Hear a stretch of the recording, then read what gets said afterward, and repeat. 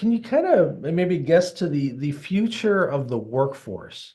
How are roles changing within the laundry industry as we go forward? Have you thought about that, or have your clients talked anything about that with I you? used to say it when I was young. We need to get younger in this industry, and now I'm old and I'm still saying it. Um, the workforce, we've talked a lot about technology and how that's changed the laundry industry Yeah. in a good way. I think that Mhm. hopefully will attract younger people, but especially on the service side, finding individuals who want to come in and get behind a dryer when it's 100 degrees outside, and fix that equipment. It's becoming harder and harder to find those Yes. people.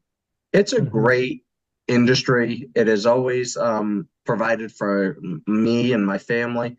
And I think the more we can promote this industry as a whole and the benefits that it has, hopefully we'll see more individuals younger coming in. But not only that, to that degree, is hopefully we can continue on this generational ownership, whether it's in distribution or laundromats or service companies, is Yeah. keeping that generational. We for a long time it was, you know, family passed down to the kids and then the kids down to their kids. You're starting to see that dwindle a little bit in the workforce. And so it'd be nice Mhm. to see that Mhm. resurrect itself. Yeah, no, absolutely. That's great.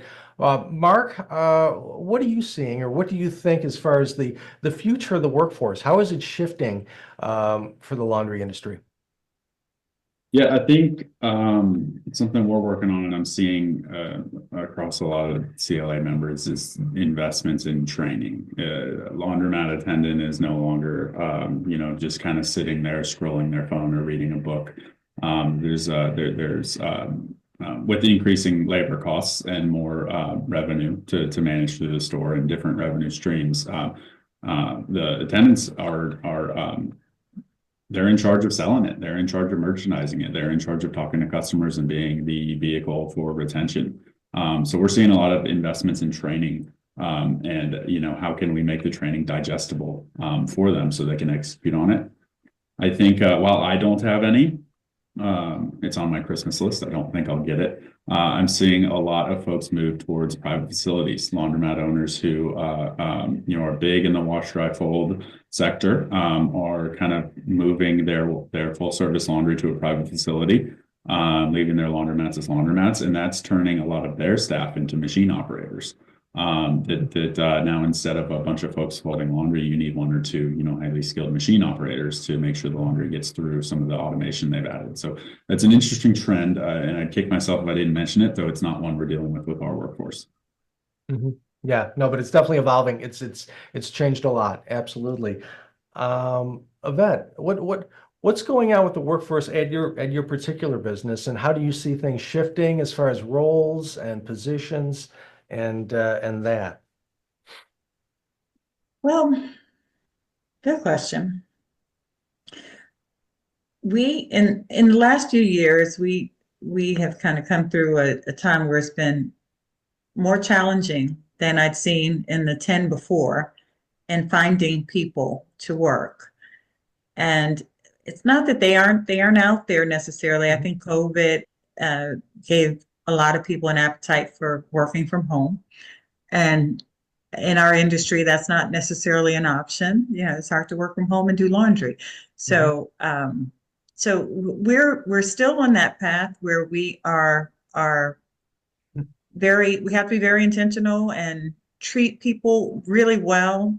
Let your team know how valued they are in order to maintain them, because the truth of the matter is that they have options. And we're still in the place where we have very low unemployment nationally. And I think as small business owners, we're all kind of feeling it. Mhm. So training is good. Investing in attendance. We had our first, we haven't done this before. We've done offsite meetings with our team, Mhm. or more of offsite events like a dinner or something to celebrate holidays. But for the first time, we shut down operations for three of our stores, or let them run unattended. I won't say officially shut down. And we brought all team members for 3 locations into a meeting room where we were able to do kind of more intentional cheerleading session. It was a cheerleading session, a recap session, hey, let's brainstorm what's it going to take to get our operations to the next level. We did that. That was amazing. It was really fun to do and something that we had never done before. So what I know is that it is going to take more to get good people and to keep them than we've ever seen in the past.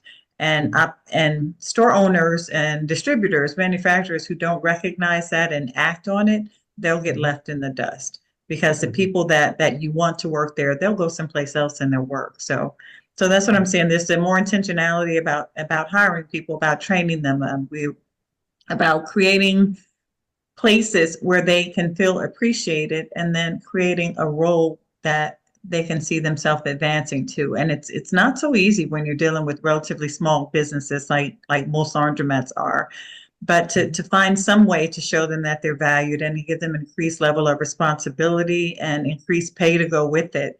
I think that you'll feel the benefits of it as an operator, and your team will see it and they will stay around.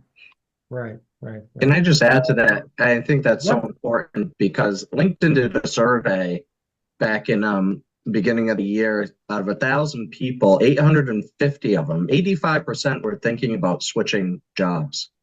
So to Yvette's point, making people feel valued is so important these days, because there are options out there for them. And so I love that idea. Right. Labor has always been challenging, right, in this industry, and I guess it's becoming more so these days, and there's a trend in itself, I'm sure, right?